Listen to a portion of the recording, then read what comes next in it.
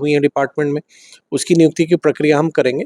तो उद्योग विभाग कर रहा है, उसी तरह पर्यटन विभाग हमारे जिम्मे। मानता हूं कि आज के युवा ब्लेस्ड जनरेशन है। ब्लेस्ड जनरेशन इसलिए है कि सरकार की जितनी योजनाएं हैं या वित्तीय संस्थाएं हैं, अगर मैं मानता हूं कि आपके पास आज कोई क्रिएटिव आइडिया है या अगर आपके पास कुछ इनोवेटिव आइडिया है। बिहार के माननीय मुख्यमंत्री द्वारा कहा गया था कि 10 लाख सरकारी नौकरियां, साथ ही हम बड़े पैमाने पर रोजगार सृजित कर देंगे। इसी बीच एक नया स्कीम चालू कराया गया कि 10 लाख प्रत्येक युवाओं को या फिर महिलाओं को दिया जाएगा, जिसमें उद्यमी योजना के अंतर्गत। तो सर, कितना अभी तक आवेदन हो गई है और कितना लोगों को अभी तक लाभ मिल चुका है? देखिए, अलग-अलग तरह की योजनाएं चलाई जा रही हैं। जैसे अगर हम उद्योग विभाग की हम बात करें तो जैसे मुख्यमंत्री उद्यमी योजना है, प्रधानमंत्री रोजगार योजना भी है, फिर लघु उद्यमी योजना है, स्टार्टअप है और विश्वकर्मा योजना है। तो इन विभिन्न माध्यमों से वैसे उद्यमी जिनकी रुचि है कि नहीं हम अपना कुछ कारोबार करें, उनको सरकार के द्वारा इस स्कीम का लाभ दिया जाता है। जैसे मुख्यमंत्री उद्यमी योजना की हम लोग बात करें तो अभी तक लगभग अपने राज्य में 40,000 लोगों को हम लोगों ने दिया है। इस वर्ष का भी आवेदन हम लोगों ने मांगा है। 31 जुलाई पहले अंतिम तिथि थी। अब 16 अगस्त तक हम लोग उनसे आवेदन मांग रहे हैं और अभी तक कल तक की जानकारी के हिसाब से लगभग 4,60,000 के आसपास आवेदन हमें प्राप्त हुए हैं। अलग-अलग श्रेणियों में जो हमारा लक्ष्य है, क्योंकि आप अवगत होंगे कि इसमें अलग-अलग श्रेणियां बनी हुई हैं। जैसे अति पिछड़ा वर्ग के लिए हमारा लक्ष्य 2000 है, महिलाओं के लिए हमारा लक्ष्य 2000 है, युवाओं के लिए 2000 है, अनुसूचित जाति जनजाति के लिए 2000 है और अल्पसंख्यकों के लिए 1240 है। कुल मिला के 9,200 के आसपास लोगों को हमको इस वित्तीय वर्ष में मुख्यमंत्री उद्यमी योजना का लाभ देना है। 10 लाख रुपए हम देते हैं, जिसमें 5 लाख रुपया ग्रांट होता है, 5 लाख ऋण 5 लाख ऋण होता है, लेकिन उसमें कोई इंटरेस्ट नहीं लगता है। सिर्फ युवा वाली श्रेणी में 1% लगता है, अन्य श्रेणियों में ये इंटरेस्ट फ्री लोन है। तो आप इस योजना का लाभ आप ये मान सकते हैं कि ग्रामीण अंचलों में, गाँव में, पंचायतों में अब हमारे एंटरप्राइजेज़, हमारे उद्यम खड़ा होंगे और कोई एक एंटरप्राइज़ खड़ा होता है तो उससे 5 व्यक्ति, 10 व्यक्ति को भी रोज़गार मिलता है। तो सरकारी नौकरियाँ तो अपनी जगह हैं, जैसे-जैसे वैकेंसी आएँगी, वो रिक्तियाँ आएँगी, वो विभाग बढ़ेगा। लेकिन उसके अलावा भी जो स्वरोज़गार है, उन माध्यमों से भी बहुत लोगों का रोज़गार मिल सकता है, उसमें उद्योग विभाग निरंतर कार्य कर रहा है। तमाम विभाग अपने-अपने विभागों में कह रहे हैं कि हम इतने विभाग में गवर्नमेंट जो भी है जॉब सेक्टर क्रिएट कर रहे हैं। चाहे राजस्व विभाग की बात करें, एजुकेशन विभाग में सबसे अधिक अभी बिहार में मिल रही है सर। आपकी ये जो उद्योग विभाग है, इसमें भी कुछ संभावनाएँ हैं गवर्नमेंट एम्प्लॉयमेंट का? नहीं, देखिए, लगातार अभी पिछले वर्ष भी नियुक्तियाँ हुई हैं और मैंने कहा आपको कि जैसे-जैसे रिक्तियाँ होती हैं, अभी आप परसों के मंत्रिपरिषद के निर्णय को ही देखेंगे कि अभी हस्तकरघा के लिए भी हम लोगों ने कुछ पदों का सृजन कराया है।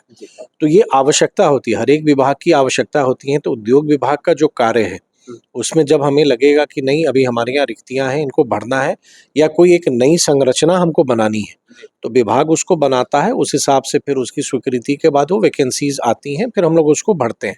अभी भी कुछ अधियाचना बीपीएससी को हम लोगों ने दी हुई है, तो वो एक निरंतर प्रक्रिया है। तो सरकार की वैकेंसीज़ की प्रक्रिया अपने स्थान पर है, क्योंकि वैकेंसीज़ लिमिटेड आती हैं। तो कहीं न कहीं हमको ये दायित्व बनता है कि हम रोज़गार के लिए, हम एम्प्लॉयमेंट के लिए कुछ और भी हम प्रयास करें। उसी में इस तरह की जो योजनाएँ हैं, जिसका मैंने उल्लेख किया, चाहे मुख्यमंत्री उद्यमी हो या स्टार्टअप हो या लघु उद्यमी या प्रधानमंत्री रोज़गार विश्वकर्मा योजना, तो इन सब का भी लाभ बहुत ज़्यादा हो जाता है।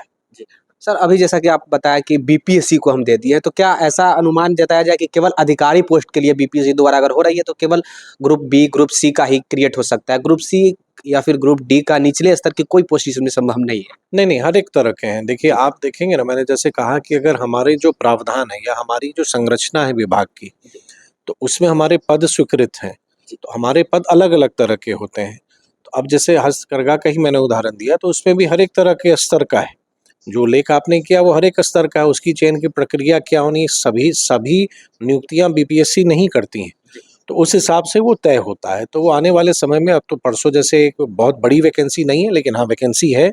मेरी आवश्यकता थी तो लगभग 125 के आसपास या 130 अगर मैं सही हूँ तो उतनी अभी वैकेंसीज़ क्रिएट हुई हैं डिपार्टमेंट में।